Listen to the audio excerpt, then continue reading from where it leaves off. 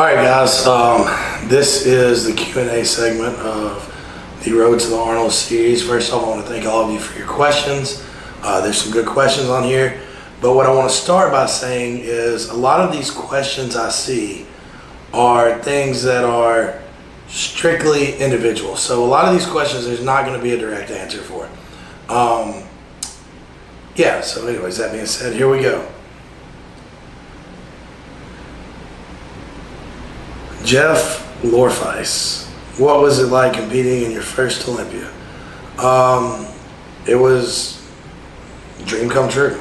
There's no other way to explain it. Obviously I knew where I stood against the other guys and still had work to do, but nonetheless, it was a blessing and a dream come true. George Osborne 12, what carb intake is best for bulking? How many grams would you recommend? Perfect example of the individual questions. Now, George, if you are 300 pounds and shredded, you're going to need a lot more carbs than the guy that's 150 and skinny fat. Odds are.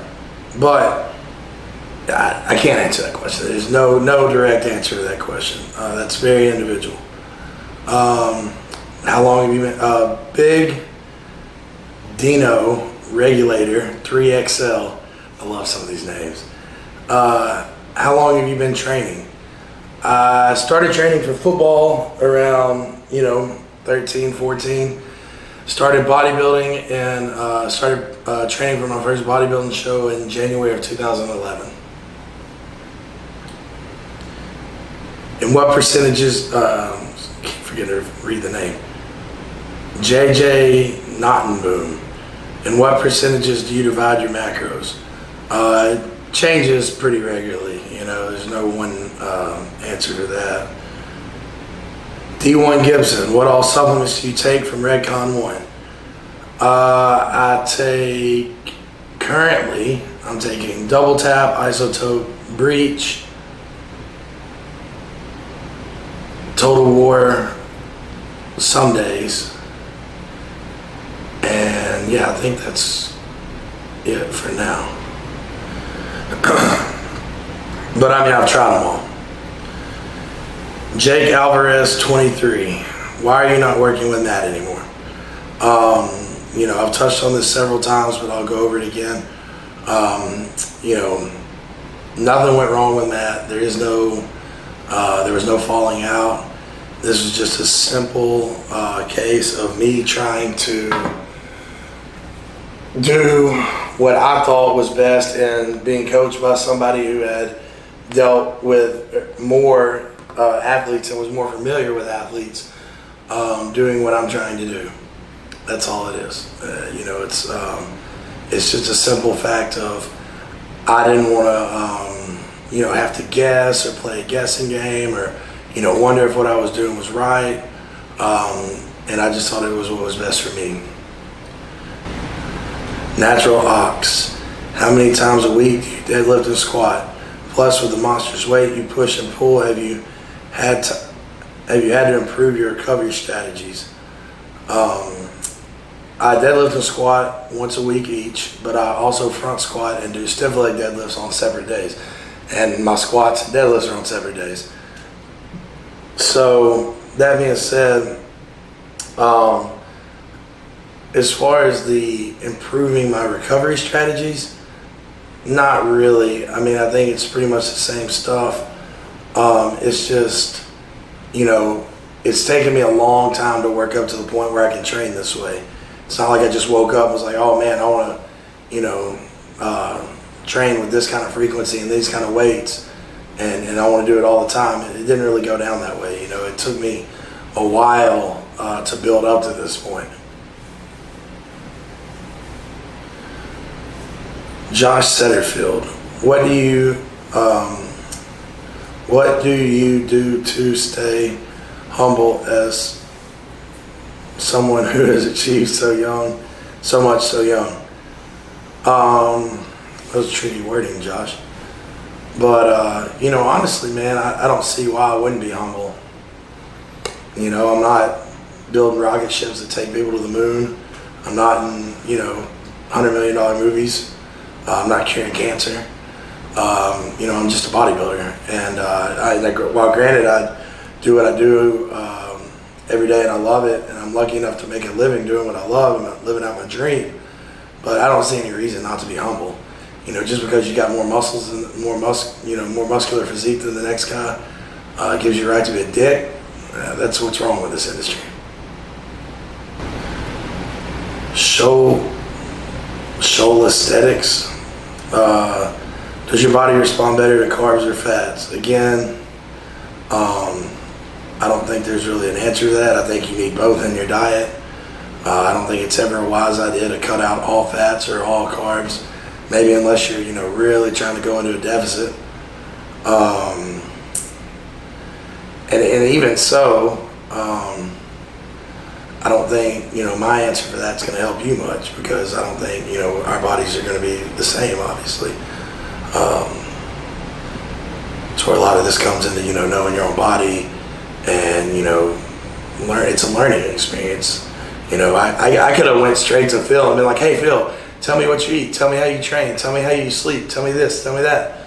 And if I would have done everything the exact same way Phil did or does, I might have improved, but I guarantee you I wouldn't be maximizing my potential because I'm not Phil. True affliction. Hey, Dallas, what blood work do I need to stay on top of? All of it. I mean, if it's something they can measure in your body, why not, just get the full top to bottom. Obviously, there are, cholesterol, platelets, enzymes, there's certain things that are, probably going to stand out in most bodybuilders' blood work. But I would definitely say, if it's measurable within the body and you've got the access to, a physician or a clinic that can measure it for you, why not know what everything is going on in there? Kenny Blackburn, do you see yourself winning an Olympia before age 30? I don't know. I don't really think of it like that, I don't know if I'll ever win an Olympia.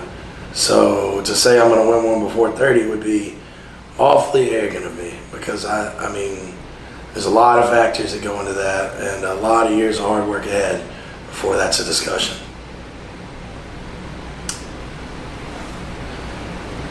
Marvel Monday, are you nervous about the Arnold Classic, and do you have a favorite Marvel character? No, I'm not really nervous about the Arnold. I don't think I've ever really been nervous about a show. I get excited. I love to compete. It's fun. I love the process. And as for the favorite Marvel character, I'll be honest, I can name a superhero right now, but I don't really know the difference in Marvel and DC, and I might make an ass of myself, so I'm just going to skip that. But I like, some of the X-Men. Is that Marvel? I don't know. The Hulk's pretty cool. Thor's cool. I think those are Marvel characters.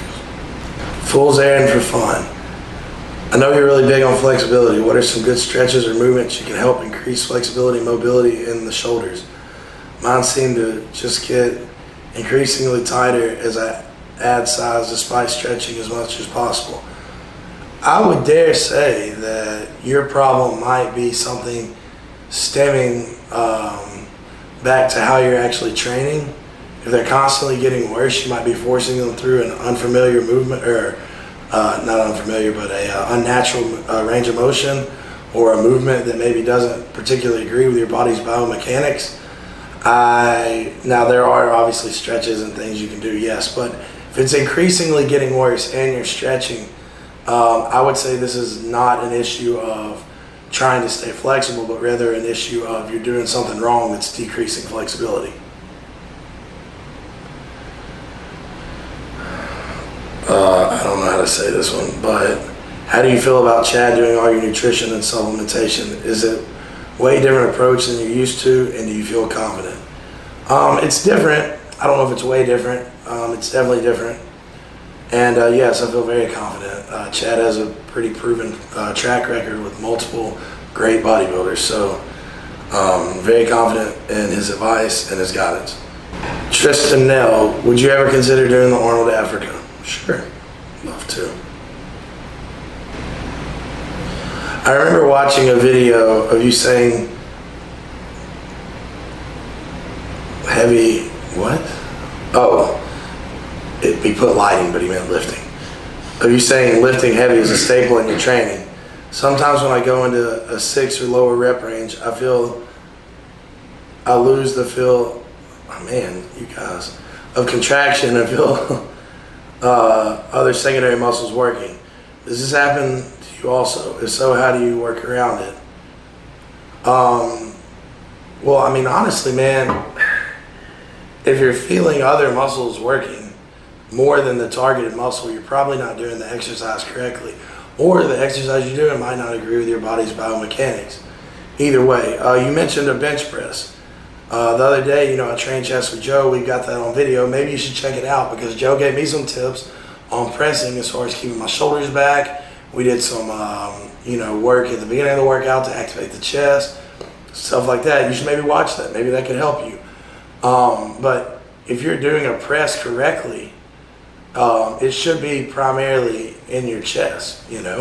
I would say that if you're going down into a lower rep range and using more weight, and you start feeling other muscles activating, I would say that you're simply just sacrificing form for weight, which is not good.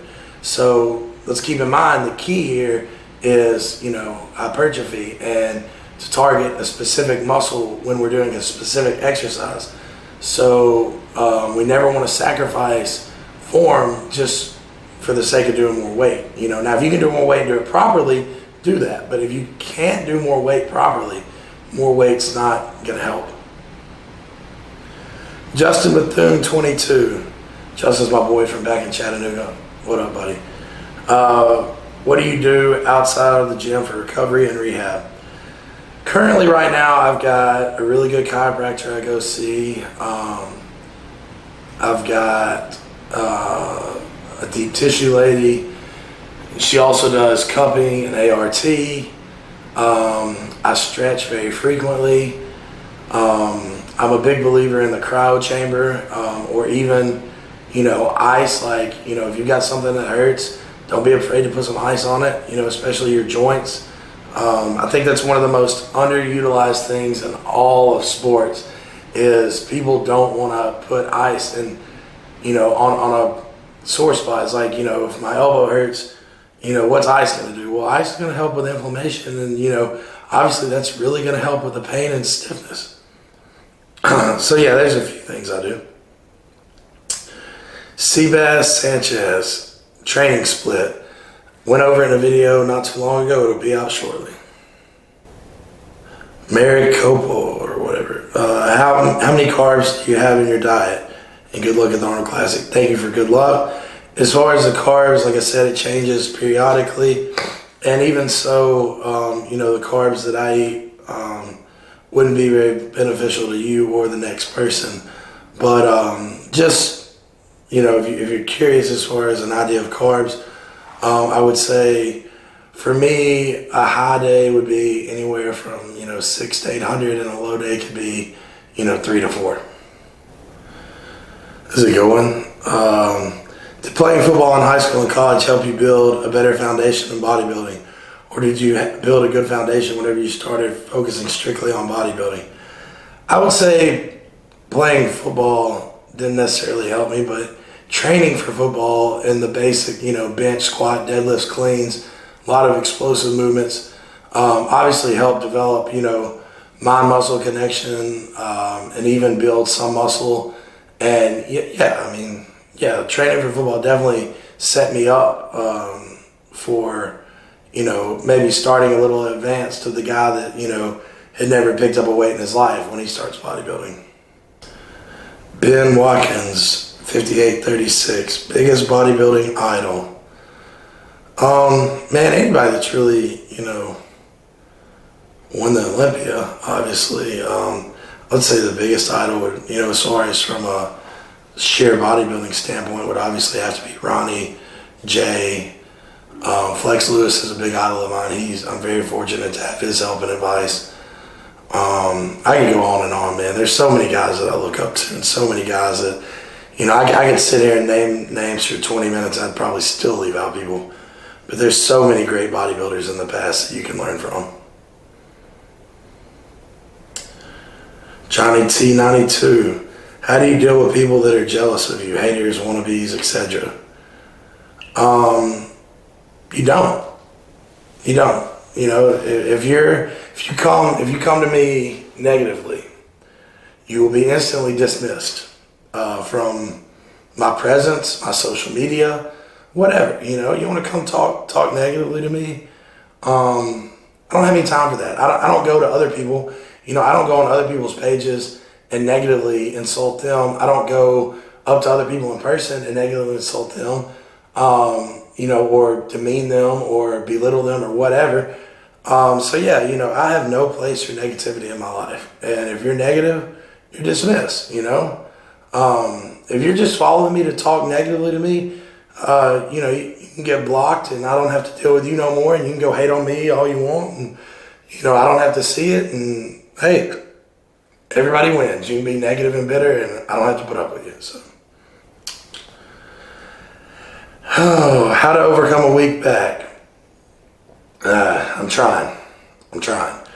I'm doing, like, you know, as I've said, lots of deadlifts, lots of rows, lots of, you know, heavy compound movements. And then also I have one day, I separated my back days. So one day is strictly nothing but rows, and one day rowing movements and deadlifts. And one day is strictly nothing but pull downs and I guess what you could call quote unquote whip work. So that's one thing I've done. And, you know, obviously training frequency, intensity, and consistency.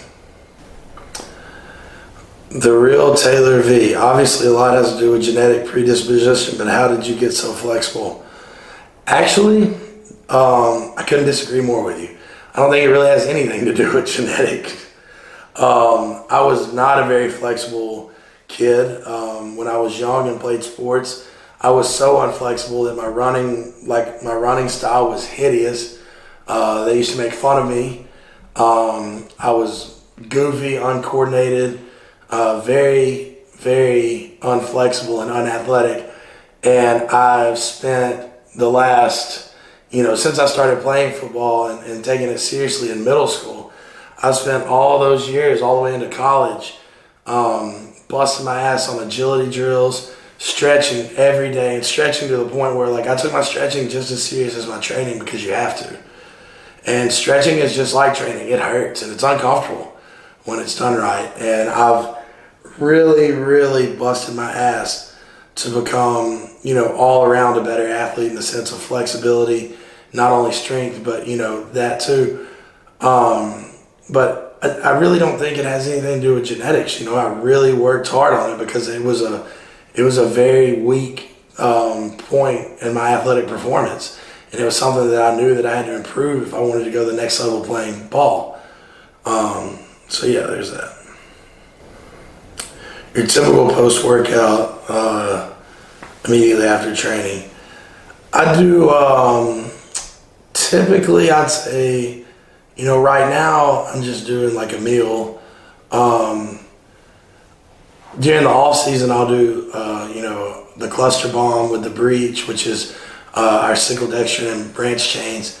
And then once I get home, I'll have a meal. And my favorite post-workout meal is cream of rice and our isotope. And I mix them together. It's favorite college or NFL football team. College team is Bama Roll Tide. NFL team, I mean, my name is Dallas.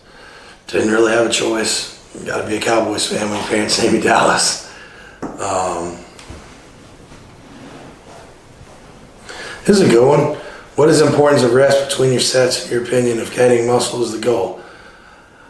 I personally have started taking longer rest periods between my sets as of lately. I find that I can get, you know, if I have to take another 30, even 90 seconds rest to get another 2 to 3 reps out of the set at a very heavy weight, to me that's much more beneficial. So for me, I'm not going to go until I feel like I'm ready to go. Plain and simple. And the last one I want to finish off with is, I can't find it, but I saw somebody ask, and I get asked this a lot, and it's about what, you know, the way I train, do I worry about ending up with Ronnie or ending up like Ronnie? My first response to that is, you mean like Ronnie with 8 sandals? The 8-time Mr. Olympia Ronnie? you guys see him as crippled. I see him as a legend. So it's a little different for me. Would I trade places with Ronnie? Probably. But the thing is I try to lift with a very strict form and a very fluid motion. And I try to do this as healthy as I can. And I'm not going to sell myself short. I would rather be crippled and, maybe whether I win the Olympia or never win the Olympia and know I gave this my dream, everything I had, than to not have succeeded and wonder, well, what if I would have tried harder? Because I don't want to live the rest of my life wondering, if I gave it everything I got. I want to know I gave it everything I got. So that's that. But anyways, guys, thanks for the questions. Tune in next time. Try to get through some more of them. Best of wishes to you. Take care.